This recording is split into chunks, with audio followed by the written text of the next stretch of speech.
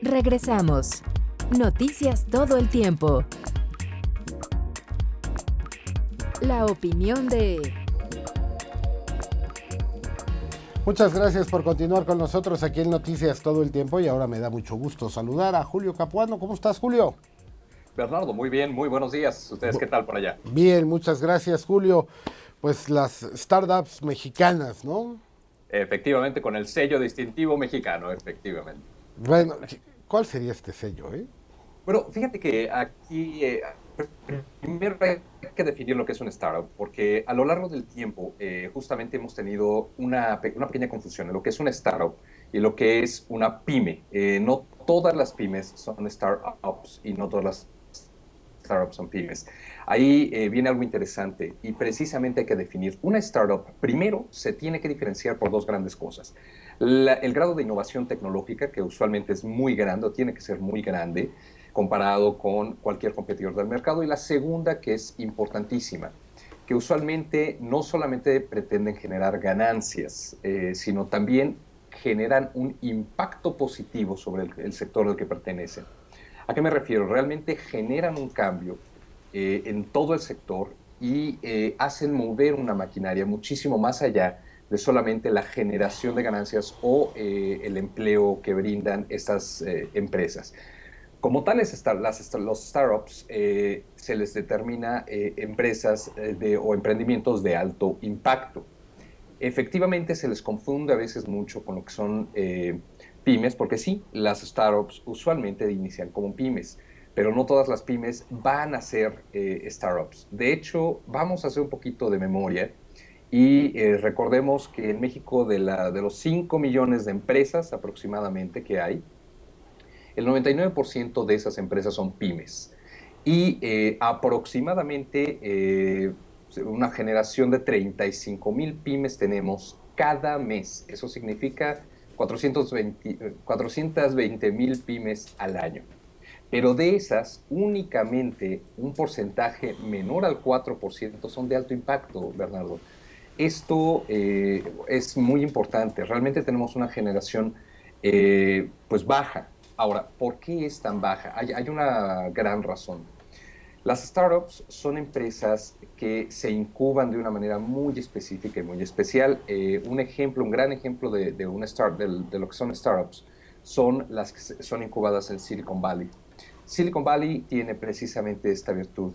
Todas estas empresas son de alta innovación tecnológica y generan un cambio. Nosotros en México tenemos ciertos lugares específicamente que se están generando en startups, como lo es, por ejemplo, el estado de Querétaro. Tenemos todo lo que es Bajío, básicamente, prácticamente es casi todo. Pero este tipo de startups no solamente ya son tecnológicas. Inicialmente iniciaron como generación, por ejemplo, de software o algo de hardware. En estos momentos ya tenemos una incubación de empresas, de startups mexicanas, que están desarrollando grandes capacidades de productos muy innovadores en el mercado, sí, a través de cierta tecnología, pero ya tiene un resultado palpable en un producto físico que además se está tratando de que sea exportable. Y esto es lo interesante y hacia allá es justamente hacia donde se supone que nosotros debemos de ir. Todo lo que tiene que ver con el comercio exterior de la nueva generación que va a venir de los empresarios que surja de estas startups, va a tener que comprender, digamos, también este segmento de lo que son exportaciones y la internacionalización de su startup, lo cual es todo un reto, porque además representan a nuestro país y, como lo habíamos comentado, tienen un sello distintivo.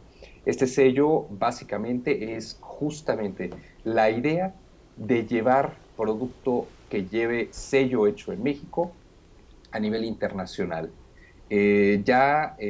Hace algunos años, lo que fue el INADEM empezó a hacer un programa junto con ProMéxico, precisamente para hacer no solamente la incubación de esas startups, pero también la vinculación a nivel internacional. Ahora, ¿cuál es uno de los retos, Bernardo? Principalmente que las startups puedan llegar a sobrevivir más de los fatídicos 38 meses que usualmente se da para casi cualquier pyme.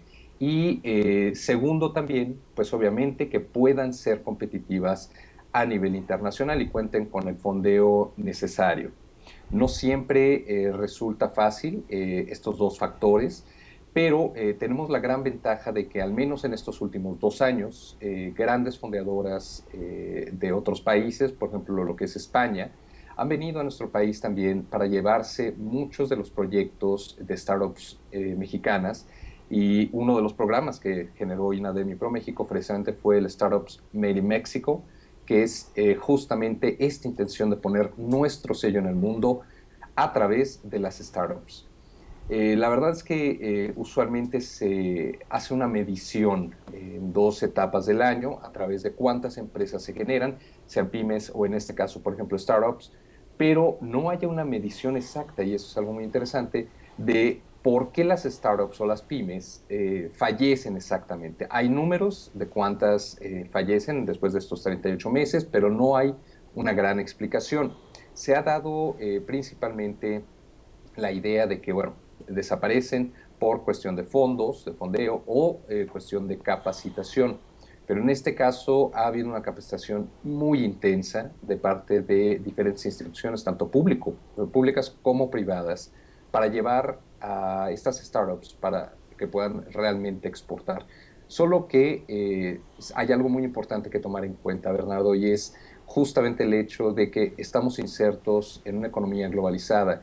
Y tenemos ejemplos, por ejemplo, el caso español, donde también las startups, pues obviamente empezaron a ser muy grandes, tanto en tamaño como en número de empleados, y el problema fue que cada vez que se generaban más y más y más startups, se empezó a generar una burbuja. Igual le pasó a Brasil, y en ese sentido las startups ya se convirtieron solamente en pymes, ya no generaron algo de innovación, ya no tendían a romper esos ciclos de los sectores en los que estaban, y pasaban a ser una pyme tradicional. Entonces, en México nosotros vamos a tener varios retos, pero seguramente uno de los principales va a ser llevar a esas startups a nivel internacional. Voy a estar dejando, de hecho, en el Twitter, Bernardo, el día de hoy, varias ligas justamente de programas, por ejemplo, que son específicos para pymes y startups en particular, algunos lugares de fondeos, por ejemplo. De hecho, ahora, como estamos viendo en pantalla también, hay algunos lugares, por ejemplo, como el Zoom, que son precisamente lugares que tratan de hacer esta incubación. Los voy a estar dejando igual en el Twitter para que pues el auditorio pueda analizar estas tendencias y, ¿por qué no? Bueno, también acercarse a las instituciones que nos brindan este apoyo. Así es, mi querido Julio, pues todo un tema, las startups y los nuevos fenómenos de financiamiento. Como siempre te agradecemos mucho, repite nuestro Twitter, por favor, aun cuando esté en pantalla. Claro que sí, el Twitter es @capuanojulio. Muchísimas gracias, Julio, que tengas muy buena semana. Igualmente, Fernando, gracias. Hasta Hasta luego. luego. Vamos a hacer una pausa, volvemos.